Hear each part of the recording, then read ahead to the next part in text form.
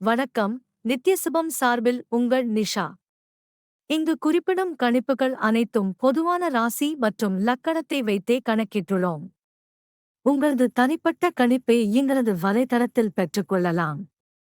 மேலும் எங்கள் வலைத்தளத்தில் ஜாத புத்தகம் பரிகாரங்களுடன் திருமண பொருத்தம், பெயர் பொருத்தம், ஜாதக கல் பொருத்தம் மற்றும் ஆஸ்ட்ரோ பொருட்கள் விற்பனைக்கு என பல வசதிகள் உள்ளது.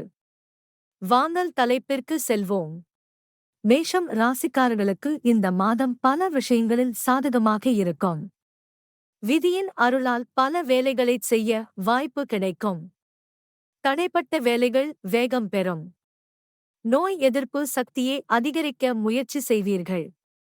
செலவுகள் அதிகரிப்பதால் பணம் சம்பந்தமாக சில மன அழுத்தத்தை சந்திக்க நேரிடலாம், ஆனால் வருமானம் தொடரும். உங்கள் மனதில் நல்ல எண்ணங்கள் வரும். சமய விஷயங்களில் மிகுந்த ஆர்வத்துடன் பங்கேற்பீர்கள்.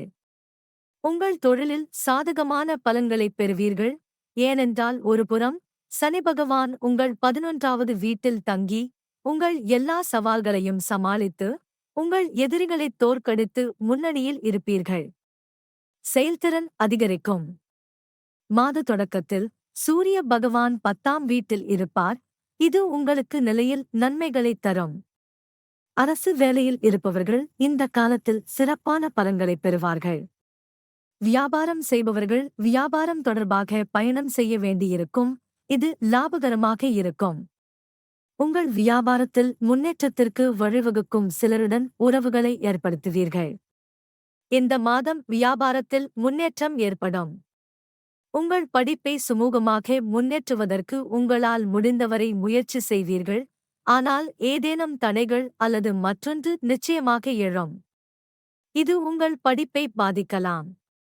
2ஆம் வீட்டிற்கு அதிபதியான சுக்கிரன் 9ஆம் வீட்டில் இருப்பதால் குடும்பத்தில் மகிழ்ச்சி உண்டாகும். குடும்ப வருமானம் அதிகரிக்கும். வீட்டில் உள்ளவர்கள் அன்புடன் கூடி வாழ்வார்கள். உங்கள் தந்தைக்கும் ஆரோக்கிய நன்மைகள் கிடைக்கும், உங்கள் தாயின் ஆரோக்கியமும் நன்றாக இருக்கும். உங்கள் உடன்பிறந்தவர்களுடனான உங்கள் உறவுகள் சாதகமாக இருக்கும், அதன் மூலம் நீங்கள் பயனடைவீர்கள். உங்கள் உறவில் நீங்கள் எவ்வளவு வலுவாக இருக்கிறீர்கள் என்பதை உங்கள் 5வது வீட்டைப் பார்க்கும் சனி பகவான் சோதிக்கிறார். உங்கள் காதல் உண்மையாக இருந்தால் உங்கள் காதலை முன்னோக்கி கொண்டு செல்ல உங்களுக்கு வாய்ப்பு கிடைக்கும் மற்றும் உங்கள் காதலியுடன் ஒவ்வொரு நொடியும் மகிழ்ச்சியாக செலவிடுவீர்கள். 10ஆம் வீட்டில் சூரியனும் 11ஆம் வீட்டில் சனியும் முதல் வீட்டில் குரு உங்களை பொருளாதார ரீதியாக முதிர்ச்சியடையச் செய்யும். உங்களின் நிதி சவால்கள் குறையும், ஆனால் மாதம் முழுவதும் 12ஆம் வீட்டில் அமர்ந்திருக்கும் ராகு பகவான் உங்கள் செலவுகளை பெருமளவில் அதிகரிப்பார். உங்கள் ராசி அதிபதி மாதத் தொடக்கத்தில் 9ஆம் வீட்டில் பெயர்ச்சித்து அதன் பிறகு 10ஆம் வீட்டிற்கு வருவதால் உங்களுக்கு நல்ல ஆரோக்கியம் கிடைக்கும். 11ஆம் வீட்டில் இருக்கும் சனி பகவான் உடல்நல கோளாறுகளை நீக்கி பழைய நோய்களில் இருந்து நிவாரணம் தருவார், ஆனால் 12ஆம் வீட்டில் ராகு அமர்வதால் கேது 6ஆம் வீட்டில் அமர்வதால் உடல்நல கோளாறுகள் அவ்வப்போது உங்களை தொந்தரவு செய்யலாம். பரிகாரம்: செவ்வாய்க்கிழமையன்று சிறு குழந்தைகளுக்கு வெல்லம் மற்றும் உளுந்து பிரசாதம் வழங்க வேண்டும்.